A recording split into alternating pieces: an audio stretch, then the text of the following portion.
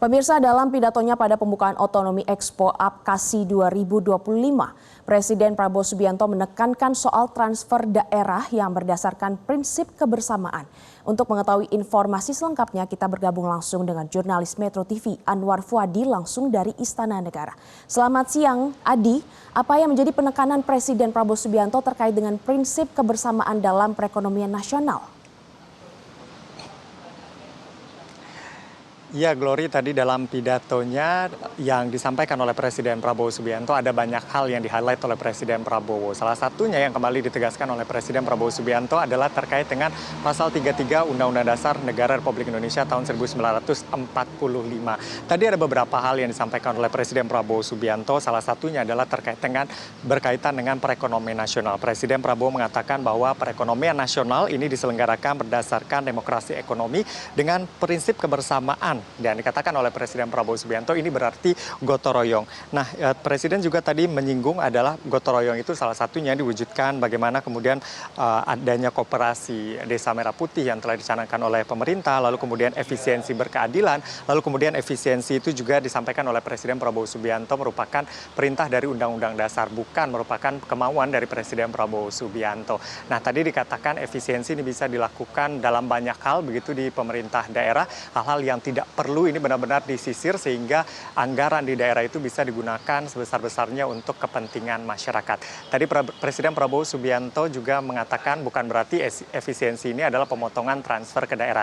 Memang kita tahu untuk APBN tahun 2026 ini untuk dana transfer ke daerah berkurang begitu dibandingkan tahun 2025 kemarin. Tapi disampaikan oleh Presiden Prabowo Subianto bahwa ini akan diwujudkan begitu dalam program-program nyata yang akan langsung diberikan kepada masyarakat. Misalnya adalah program MBG atau program-program pemerintah pusat yang nantinya akan menyentuh langsung ke masyarakat di daerah. Untuk selengkapnya berikut kita simak bersama pernyataan dari Presiden Prabowo Subianto berikut ini. Oh ya, itu ya. Ayat 4. Perekonomian nasional diselenggarakan berdasar atas demokrasi ekonomi dengan prinsip kebersamaan. Berarti gotong royong. Berarti koperasi kita besarkan. Efisiensi berkeadilan. Efisiensi perintah Undang-Undang Dasar, bukan maunya Prabowo. Jangan kau, ya kan, menteri-menteri bukan hobi aku motong-motong anggaran kalian, tidak. Yang tidak terlalu perlu, nanti kita kembalikan. Tapi saya minta kesabaran. Ada beberapa menteri yang agak di depan, beberapa menteri yang nunggu. Ini kayak permainan sepak bola, ya kan? Ada cadangan, pemain cadangan nunggu dulu. Sekarang kita mainkan ini, 5-6 menteri, 7 menteri, tapi yang ini cadangan. Ya sekarang tugasmu adalah holding, jaga. Jangan, oh kok dia terus. Ya. Pangan mendesak, harus kita amankan, ya kan?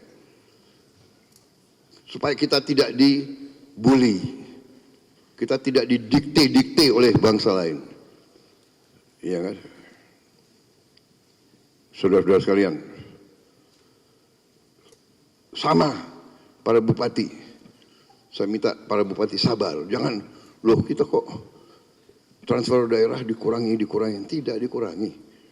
Ada yang langsung, ada yang tidak langsung. Nanti pada saatnya kita akan kucurkan besar-besaran. Percaya sama saya, saudara-saudara.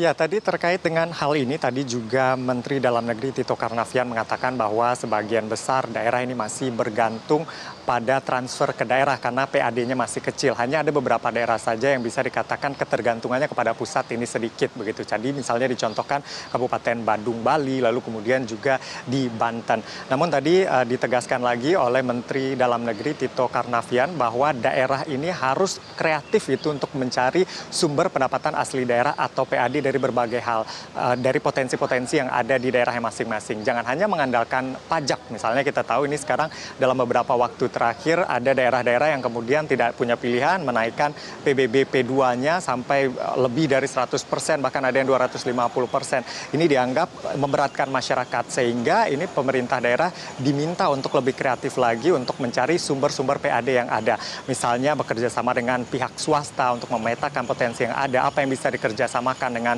swasta begitu, karena memang pihak swasta ini kan ada asosiasinya juga daerah. Nah, ini yang harus benar-benar dimanfaatkan sehingga PAD di daerah tersebut bisa meningkat begitu ya, di tengah transfer ke daerah yang secara nominal ini berkurang di tahun 2026 ini. Selain itu tadi juga banyak pesan juga yang disampaikan oleh Presiden Prabowo Subianto kepada para bupati yang hadir dalam acara Expo yang digelar oleh Asosiasi Pemerintah Kabupaten seluruh Indonesia di ASBSD. Presiden Prabowo Subianto pada intinya mengatakan bahwa untuk menciptakan pemerintah yang kuat begitu ya, diperlukan pemerintahan yang bersih, yang juga bebas dari korupsi. Lalu kemudian juga menekankan kepada pemerintah daerah ini, kan pemerintah daerah memang lebih tahu kondisi di daerah, lebih tahu dan lebih peka dengan masyarakatnya, sehingga kebijakan-kebijakan yang dihasilkan ini bisa benar-benar bermanfaat untuk masyarakat. Itu tadi yang ditekankan oleh Presiden Prabowo Subianto. Dan juga tadi yang menarik, Presiden Prabowo juga sempat menyinggung begitu terkait dengan kasus korupsi yang menjerat ex Wakil Menteri Ketenagakerjaan Emmanuel Ebenezer. Dan tadi Presiden menegaskan tidak akan melindungi siapapun yang melakukan pelanggaran. Nah, kemudian untuk saat ini tadi setelah acara di SBSD, Presiden Prabowo Subianto sedang ada agenda juga di istana. Ini ada veteran pejuang ex Timur Timur yang kemudian diundang untuk bersilaturahmi ke Istana Kepresidenan Jakarta. Sejumlah tokoh tadi sudah terlihat hadir di Istana Kepresidenan Jakarta, diantaranya adalah mantan Kepala Badan Intelijen Negara atau Kepala BIN, yaitu AM Hendro Priyono, lalu tadi ada mantan Panglima ABRI juga ada Wiranto, dan juga ada beberapa pejuang yang sudah hadir begitu di Istana Kepresidenan Jakarta. Kami belum tahu secara pasti agenda di dalam seperti apa, karena memang awak media belum diarahkan untuk bisa masuk. Namun informasi ini sudah kami terima sejak tadi pagi, memang pukul 12 Presiden Prabowo Subianto akan mengumpulkan veteran. Informasi yang kami terima seperti itu. Nanti kita akan lihat apa yang dibahas, karena kabarnya juga akan ada penghargaan bintang juga yang diberikan kepada ex pejuang Timur Timur ini, termasuk juga ada ahli warisnya yang memang hadir di Istana Kepresidenan Jakarta pada siang hari ini. Untuk sementara kembali ke studio. Glory.